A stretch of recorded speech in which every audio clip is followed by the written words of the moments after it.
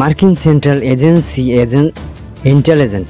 Central intelligent agency CIA পরিচালক জন Radcliffe জানিয়েছেন, সম্প্রতি যুক্তরাষ্ট্রের বিমান হামলার ইরানের পারমাণবিক স্থাপনাগুলো মারাত্মক ক্ষতিগ্রস্ত হয়েছে এবং দেশটির কর্মসূচি কয়েক বছরের জন্য পিছিয়ে গেছে।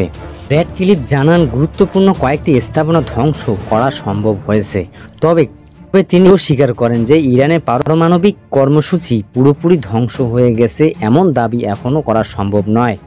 এর আগে পেন্টাগনের একটি গোয়েন্দা সংস্থার ফাঁস হওয়া প্রাথমিক মূল্যায়নের বলা হয়েছিল, মার্কিন হামলার পরেও পারমাণবিক কর্মসূচির মূল কিছু উপাদান অক্ষত রয়েছে। তবে এই মূল্যায়নের চেয়ে অনেক বেশি আত্মবিশ্বাসী মন্তব্য করেছেন মার্কিন প্রেসিডেন্ট ডোনাল্ড ট্রাম্প। তিনি দাবি করেন, যুক্তরাষ্ট্রের এই সামরিক অভিযানে ইরানের পারমাণবিক স্থাপনাগুলো সম্পূর্ণরূপে নিশ্চিহ্ন করা হয়েছে। এই ঘটনাকে কেন্দ্র করে মধ্যপ্রাচ্য উত্তেজনা আরও বেড়ে যাওয়া আশঙ্কা দেখা দিয়েছে।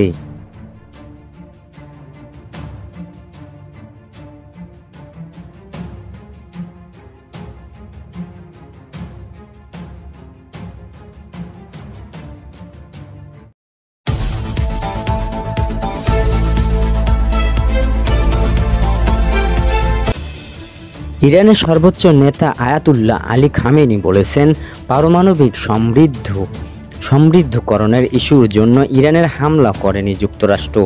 তারা মূলত ইরানকে আত্মসমর্পণ করাতেই ওই হামলা করেছিল। আজ বৃহস্পতিবার জাতির উদ্দেশ্যে দেওয়া ভাষণে এ কথা বলেন খামেনি। তিনি বলেন, মার্কিন প্রেসিডেন্ট ডোনাল্ড ট্রাম্প ইরানকে আত্মসমর্পণের আহ্বান জানিয়েছেন, কিন্তু যুক্তরাষ্ট্রের প্রেসিডেন্ট মুখের তুলনায় তার খুব বড় মন্তব্য ছিল।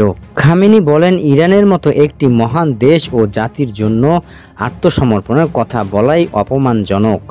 ইরানের সর্বোচ্চ নেতা বলেন, ইরানের পারমাণবিক স্থাপনাগুলোতে আক্রমণ করে আমেরিকা উল্লেখযোগ্য কিছু অর্জন করতে ব্যর্থ হয়েছে।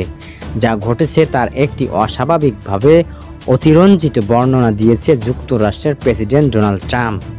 খামেনি বলেন, আমরা এই অঞ্চলে যুক্তরাষ্ট্রের একটি গুরুত্বপূর্ণ ঘাঁটিতে আক্রমণ করেছি এবং এখানে তারা এটাকে ছোট করার চেষ্টা করছে।